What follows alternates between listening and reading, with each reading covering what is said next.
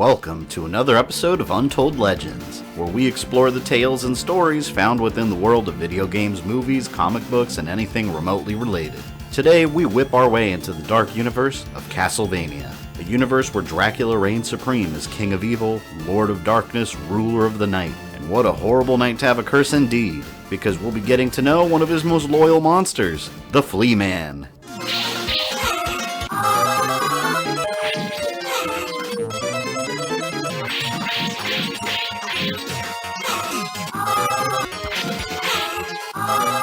I'm just kidding, I hate the Flea Man and have nothing further to say about it.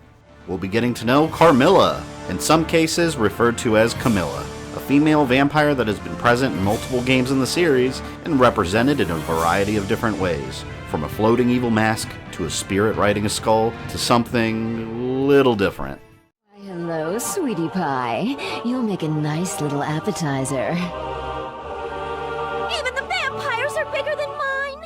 The Vampire Countess has been revealed to appear in the upcoming Castlevania Netflix series in Season 2, airing on October 26th this year. So let's examine where this character came from, look at some of her appearances throughout the games, and what her debut in the Netflix series may mean for the future of the show. The character of Carmilla, similar to Dracula, wasn't invented by Castlevania. Like many other monsters found within the walls of Dracula's castle, Carmilla was a product of literature, from a story named Carmilla, published in 1871, and it predated Bram Stoker's Dracula by almost 30 years, making it one of the earliest works of vampire fiction.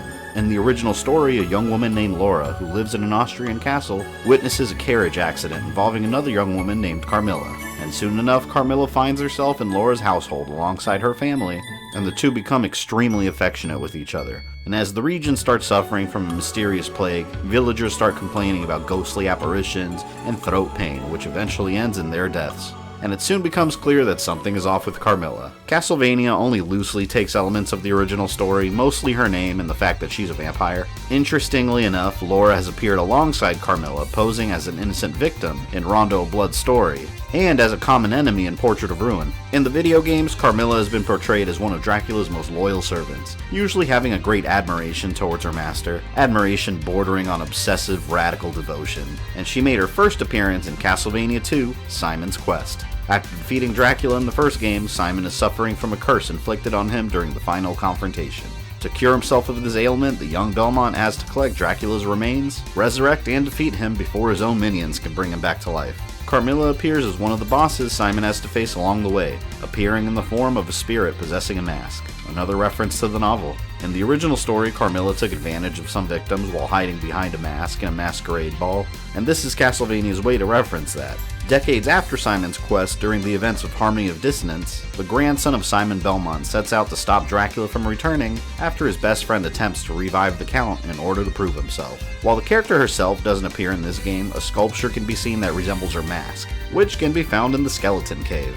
In Castlevania Rondo of Blood, taking place before Symphony of the Night's events, Richter Belmont and Maria Renard, assuming he rescued her, run into Carmilla on the way to Dracula. Rondo of Blood's version pays homage to her appearance in Simon's Quest, then becoming a spirit riding a skull alongside Laura. In the Dracula X version of Rondo of Blood's story, if you fail to save Richter's beloved Annette, Carmilla possesses her and replaces Death as the boss of that stage.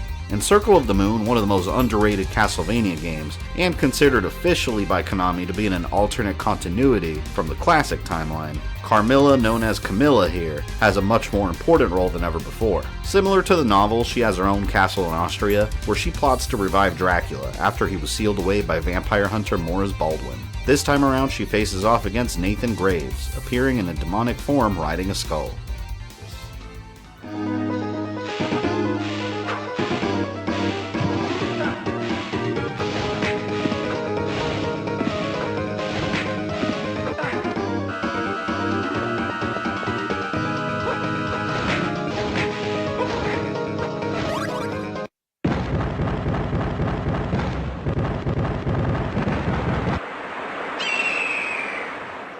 Being one of the most popular and recurring villains in the Castlevania universe, Carmilla was also set to appear in Castlevania 64, shown off in early footage of the game, but was ultimately removed from the final version. She did, however, return as a playable character for the first time ever in Castlevania Judgment.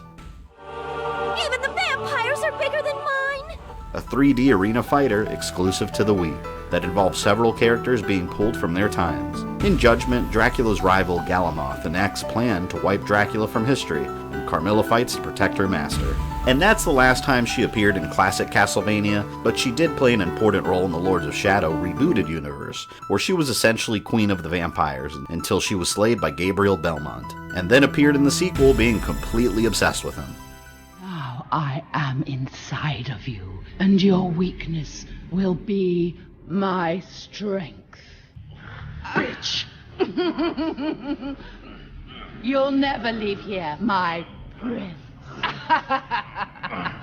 But the Netflix series is completely based on the classic universe, so this version of the character will likely have no relevance. Carmilla definitely has a lasting legacy and one of the most recognizable characters in the series, having even made it into Smash Bros. Appearing in her mask form.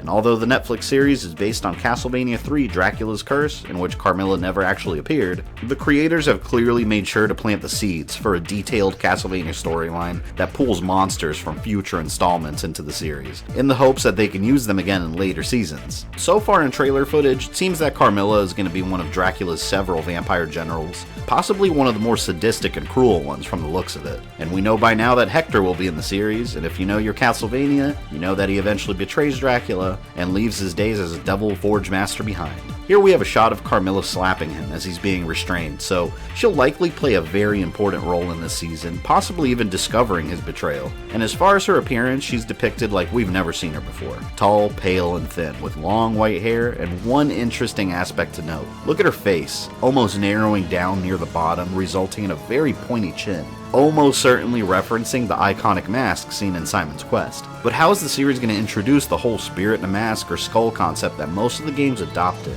I'm hoping that she's killed in this season and future installments see her returning in a ghostly form, finding herself imprisoned in a mask or a skull, and then facing off against Simon. And that is our character examination of Carmilla. If you'd like more of these in the future and characters you'd like me to showcase, let me know in the comments down below. It doesn't even have to be from Castlevania.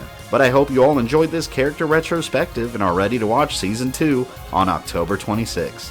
If you enjoyed this video, leave me a like and a comment down below letting me know. Don't forget to subscribe and follow me on social media. You can also check out some of my other videos or click my Patreon link if you'd like to support GamerThumbTV. This is Fabian. I love you guys, and I'll see you next time.